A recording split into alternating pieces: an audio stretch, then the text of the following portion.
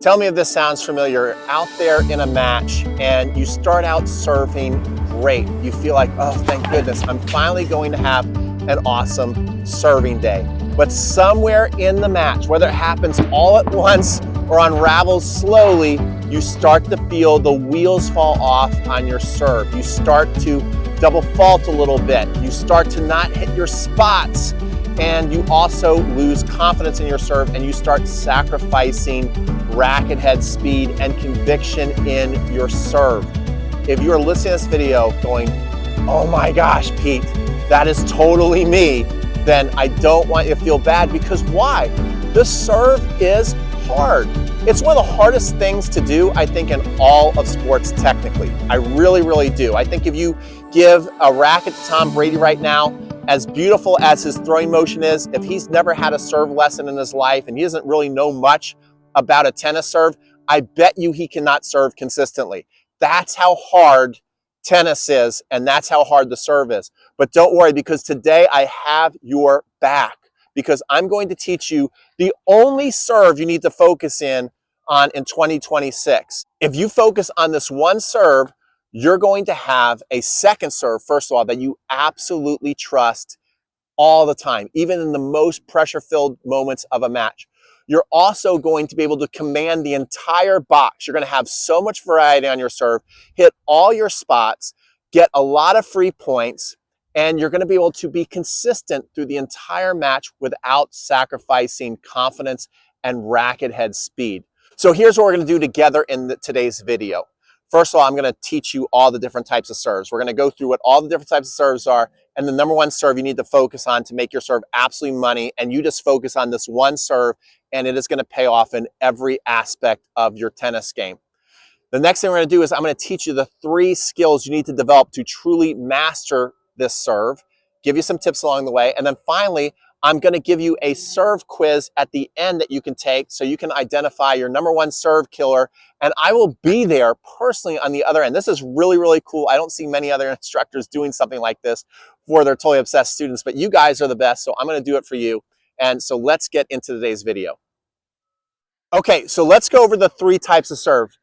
Serve number 1 is the flat serve, okay? Many of you guys are forced to hit a flat serve because of grip limitations, but a flat serve can be really cool because you can hit the serve very hard, but you see I missed one. I think I might have made that one. Missed 2. Very risky. You see there's nothing safe on it, okay? It'd be basically like hitting forehands all match like that, okay?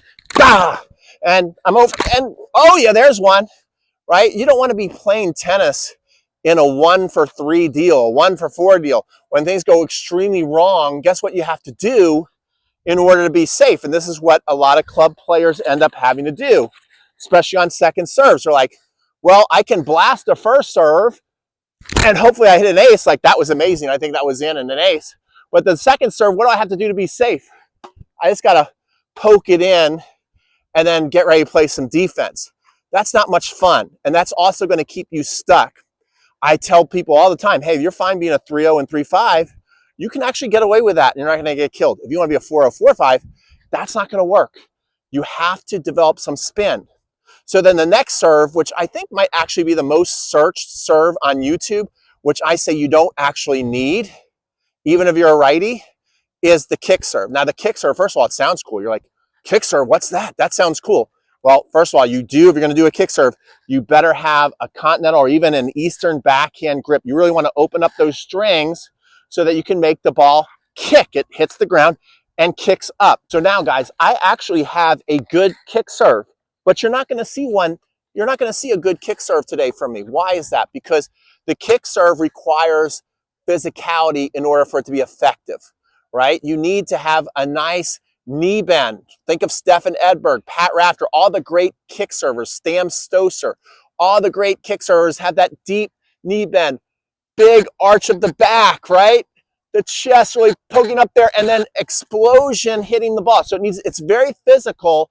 And so when you hit a kick serve, what's cool about the kick serve is when it hits, it bounces up high. Like, that was a pretty good demo of a kick serve to where it hits and it goes up. but I call that the pinata serve. I'm not gonna be able to impress you until my body's fully warmed up and I'm hitting max racket at speed, which means I'm hitting very advanced, very physical stuff. Then the kick serve starts to become scary. Other than that, lots of kick serves that people have that they work so hard on, I call them pinata serves because they just sit up here and you can absolutely crush and dominate them. And it really can't move around the box as much as my favorite serve, which I'm going to reveal right now, which is a slice serve. So guys, I make these, first of all, it's cold out here. You see, I'm in warm-up pants, I'm in a warm-up shirt. It's cold. I'm teaching, I'm not playing. So my body is also cold. What I love about the slice serve, especially for most people watching my videos here, is that most of you are club players over 40, right? So you can see here, not being warmed up and with very little physicality, I can still impress you with my slice serve. I can make the, oh yeah, I can make that ball go all over the court. I'm gonna move the camera so you can really see I can move it all over the box for you. And you're gonna see no jumping, just good mechanics, which I'll help you with later. And I'll give you some tips. I'll tell you the 3 things you're gonna need. But I just wanna show you how much the slice serve can move all over the box with very little warm up. You just need very good mechanics, basically right in here, in your arm, in your core, the feel in the hands. We'll go through that a little bit further in this video. Okay guys, so watch this serve everywhere it can go. First of all, you got the out wide serve right there. You can also bring that serve into the body right there, right at the camera. Look at that, I just hit the camera. That would basically be hitting my opponent's hips. And then I can even bring the ball down the middle. Look how that thing goes right down the middle for an ace. You can move this all over the box. Lots of people think of the slice serve as only going out wide. I just proved to you that you can hit it anywhere in the box and you can vary your speed like you are a 10-speed bike or a high-performance sports car. Okay, so now that I've proven to you that you can hit the ball all over the box with extreme confidence and very little physicality, let's go through the 3 skills you need to develop to start mastering this slice serve. Number 1 is you want to develop a really great technique, okay? You need a great swing technique. Don't worry about focusing on a lot of things like leg drive, pinpoint stance, all that. Don't let that stuff overwhelm you. You need to become obsessed with what happens when the racket starts on your hitting side and goes behind your head and how your swing path goes up to hit the ball. Also, don't get obsessed with terms like pronation and things like that. That's not going to help you feel what a great slice serve feels like. You don't need it. I don't care what video is out there telling you you do. I'm telling you you don't. Now, what I want you to work on is a lot of people think, well, I'm just not flexible enough to have a good racket drop. And I am living proof that you don't need to be flexible to have a good racket drop. I'm one of the least flexible people you will meet in life. If you've met me in person, you can vouch for me, okay? It's pretty amazing how unflexible I am. So all you need to do to have a good racket drop is this right here. See that? Be very loose in your fingers and just put the racket there and make sure that the racket butt is going right up to the sky. That's an excellent racket drop. So, now if I do that, and then I do this right here, look, I look flexible like Novak Djokovic. It's just all about being relaxed there. So this drill that I've been doing with Totally Obsessed students all over the country is this. I tell them, get a ball and put it right there on the racket butt cap, okay? A lot of you will be able to get this. If you don't get this, no matter where you are in the world, if you work with me, I will be able to help you get this because you might be missing a step or 2. But it's pretty straightforward. All right, now what I'm going to do here is the first thing I'm going to practice is, you see my stance, I want to be on a slight slant. You see that? Toe to the net post, this toe back a little bit. Make that slant. Now, what I'm going to do from here is make sure that I twist the core up. See that? I'm twisting the core. Look where that puts my elbow. If the core is not turned, my elbow will be on the hitting side here, which I don't want. Then I'm going to have a weak serve. But if I just twist the core, now I'm in a strong position.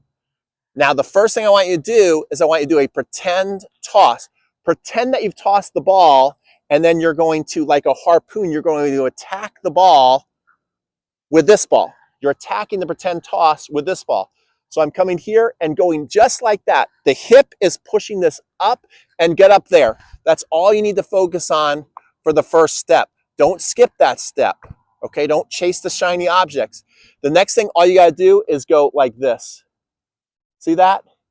Like this. Like that. That's it. Like that. Go that way, young man. That's it. But you're doing it up high.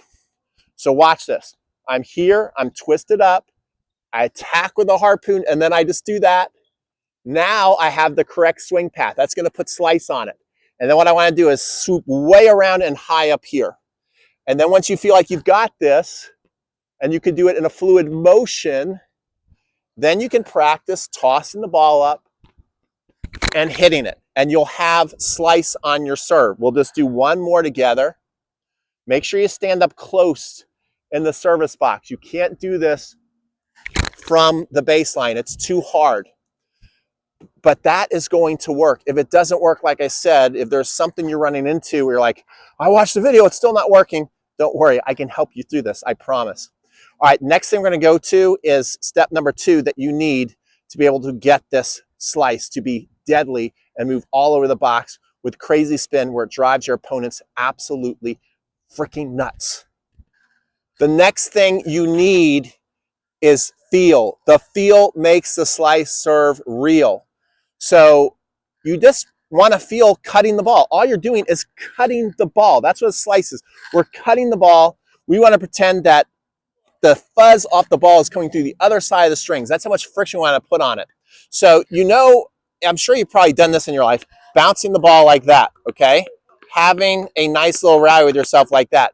And now what I want you to do, and you don't even need to have a rally, you can just do one at a time, is you're in the continental grip, and you're going to be sliding your racket almost straight up and down with a slight slant on it, right? So instead of going like this, because then you won't hit the ball, you're going to go like this, and you're going to cut the ball and feel the strings cut the ball. So instead of this, straight up and down, go like this, and you'll cut the ball. Okay, the next drill I want you to practice is this. Just practice making that ball go backwards. See that? Do that. All right, now, what you can start to do is once you feel this, do one bounce here, then get your racket here. Nice and simple, and try and swing out that way and around like a boomerang right here. See that? Just like that. We're not a full swing. Just keep it on this side and try and kind of like you're chipping the ball, okay? That's all you need to really focus on to get that slice. Now, the third skill you need, I call it serve imagination, okay? And that you want to pretend that you're making a tornado. I call this the tornado spin serve. So where in my mind, I'm picturing the serve going out this way out here, continue to travel out here, and then it's going to start to curve back in that way. You'll see at the top, kind of what I'm talking about, although it's not going to move that far out, but in my mind, that's how the ball is moving, way out there before it breaks. I want to create a tornado with this slice serve, so then it hooks to the middle. You see that? Create the tornado slice serve. That one worked beautifully. Let's take a look at a couple more from a higher view.